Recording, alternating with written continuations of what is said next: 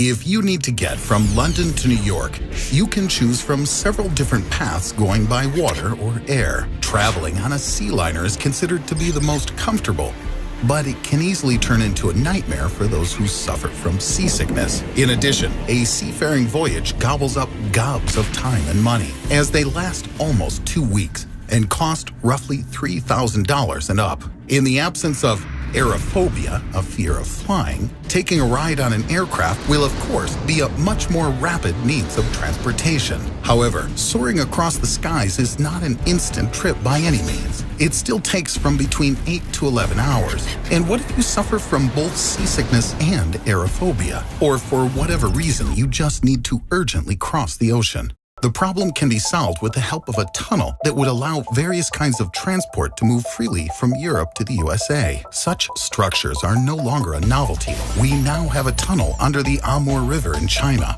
The Seikon Tunnel in Japan travels under the sea. The Cross Harbor Tunnel between the island of Hong Kong and mainland China. In comparison with the Gargantuan Tunnel, which will have to be dug from Europe to America, these will all seem like tiny little underwater paths. Nevertheless, today there are several concepts for creating such an incredibly long transport corridor. It could be laid on the bottom of the ocean floor, under the bottom, or even floating at a certain depth. And there are 2 technologies that might be used that are considered promising. The first is sectionalized construction, and the second is panel construction. The first provides for the assembly of the main line from finished elements at the bottom of the ocean, and the second is inserted into the thickness of the earth itself, deep under the ocean bottom. But before considering all these different construction concepts, let's first determine what type of transport is most suitable for such travel. Traveling by car from London to New York, one would have to endure a mind-boggling 5,600-kilometer road trip. Remembering, of course, that part of the trip passes through England before going under the sea. Even at a speed of 200 kilometers an hour, such a distance would take at least 28 hours to traverse. This is vastly longer than flying in an airliner. But a vacuum tube train, also known as a Hyperloop, could save an enormous amount of time. According to some estimates, a Hyperloop train could accelerate to as fast as 6,400 kilometers an hour, which means that it could travel from London to New York in less than an hour. The secret of this super train is quite simple. It's a sealed capsule, which, as it moves through the airless tunnel, literally soars as if through outer space, with magnetic levitation, maglev, reducing friction at the wheels to almost zero. In addition to the airless environment, almost eliminating drag. The vacuum also protects the tunnel from the destructive effect of the sonic boom that normally appears when the supersonic barriers overcome in the atmosphere. In addition to high speed, an advantage of such transport is its high ecological compatibility. Unlike cars and trains, it does not eject fuel waste into the environment. However, creating a complete vacuum in a tunnel is an extremely difficult task. There will still be air in the tunnel, but only in very small quantities. But even in small quantities, at such high speeds, if it is enough to increase friction such that the train will overheat, terrible things can happen. So theoretically anyway, we have found the best transport for traveling across the ocean floor. Now let's try to build a suitable tunnel for the vacuum-enclosed capsule. Digging with shovels under the sea just ain't gonna cut it. So we're gonna have to use a big drill. This will allow us to dig several meters from the shore, deep under the ocean quite quickly. So far so good, but then water will start to seep through the earth and drip from above. And then suddenly, kerplop, the entire structure in the blink of an eye will be hidden under millions of tons of earth and water. Catastrophe. So before beginning such construction, it would be mandatory to arrange for proper drainage, as well as soil consolidation. Fortunately, the old but tried and true method of stabilizing the earth with the help of tunneling boards will save you from such laborious and expensive work. The essence of this method is that hydraulic jacks gradually push a shield forward, with the construction crew immediately installing metal support rings, with concrete and cement formation quickly following. To prevent water seeping through the walls of the tunnel, the front part of the passage or shield is kept under pressure with compressed air. This process additionally squeezes free moisture from the rock, draining it in effect up to a set distance in front of the shield. Furthermore, to strengthen the earth and keep water from flowing, one can use specialized cryogenic construction techniques,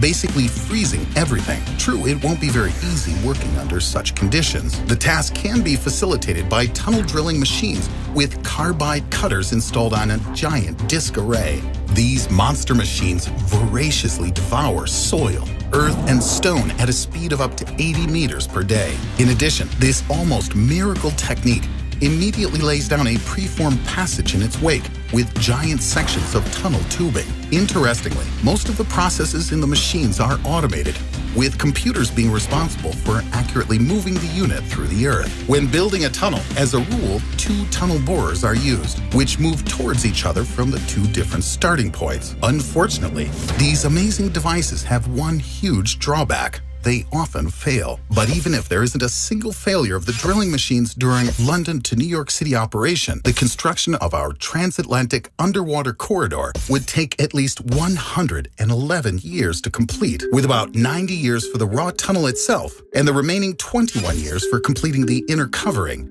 and for a variety of cosmetic finishes. We must also be prepared for the fact that the task will be greatly complicated by the difference in height at the bottom of the ocean at certain points, and we'll have to do the entirety of this underground work, the masonry and the installation of support rings, etc., all while gnawing and chomping through a variety of densities of soft earth or hard rock. In short, the job is colossal, but still without the even greater difficulty of parting the seas, which, according to legend, only the biblical prophet Moses could do. It is possible, however, that we won't have to part the seas, as it were. We might be able to accomplish the task with the help of a submersible tubular tunnel. To install it, you don't need to crunch and crawl your way through endless kilometers of stone and soil. The structure is simply assembled in the water from separate, pre-formed segments. However, it must still be taken into account that the Atlantic Ocean reaches an average depth of 3,736 meters. The pressure at the extreme depths of the abyss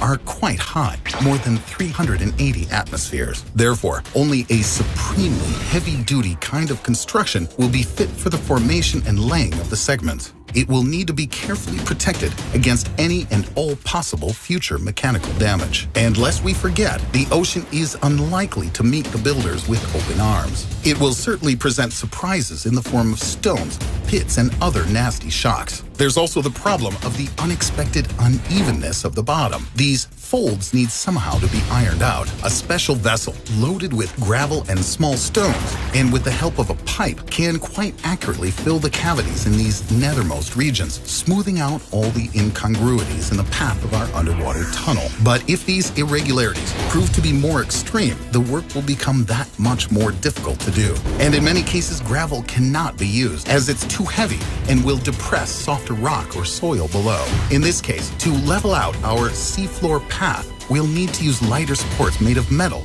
or even plastic structures. There's another interesting concept: the creation of an underwater floating corridor. In this case, the sections of the tunnel are immersed and float just 50 to 100 meters below the surface of the ocean, avoiding excessive pressure from the depths. Having neutral buoyancy, these structures are then simply attached to the seabed far below. True, it's not easy to attach such a particular structure at such great depths, and as a result, serious problems could arise during its installation. And we mustn't forget about underwater currents and, of course, pressure on this underwater bridge.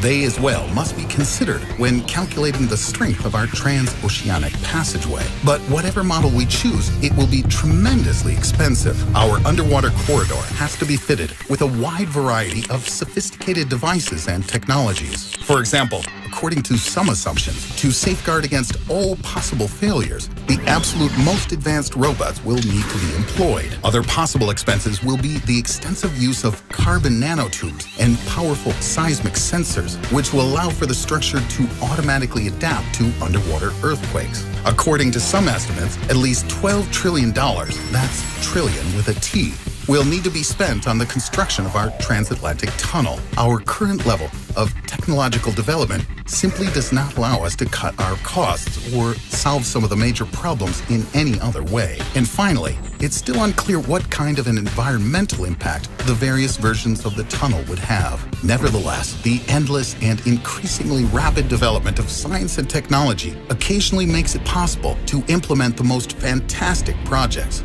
Just so, recently in Nevada, the first tests of a vacuum train Hyperloop were conducted, as previously proposed by American billionaire Elon Musk. And who knows, perhaps such trains will soon carry passengers from London to New York via a transatlantic tunnel. If it is possible to build such a long and technologically challenging tunnel highway, it will certainly go down in history as one of the most, if not the most, grandiose engineering projects in all of history. Its implementation would greatly add to our technological development across a variety of sciences and industries, as well as, of course, giving people a convenient way to cross the ocean.